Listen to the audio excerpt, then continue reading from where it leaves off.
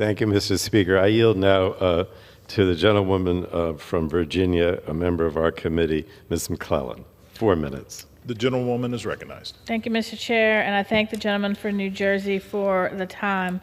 Mr. Speaker, I rise today in strong opposition to H.J. Res. 35, which will block the methane polluter fee, which is designed to control wasteful methane from the oil and gas industry.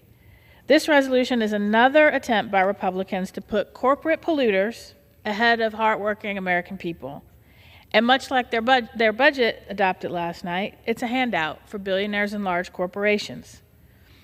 Despite President Trump's promise to cut energy costs, Republicans are actively working to raise American energy bills, not to mention the effect that reckless tariffs together with this policy that the Republicans are pushing will drive American energy bills and prices at the pump sky high.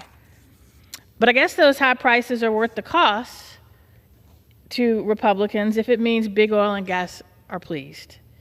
The methane emission reduction program was created to make sure that these big corporations pay for their own pollution.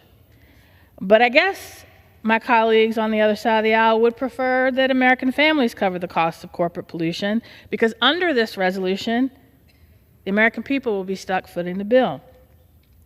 That's egregious. It is egregious to let the American people bear the burden of industry's pollution, because it's not just the cost to their wallets, but it's also the cost to their health and safety.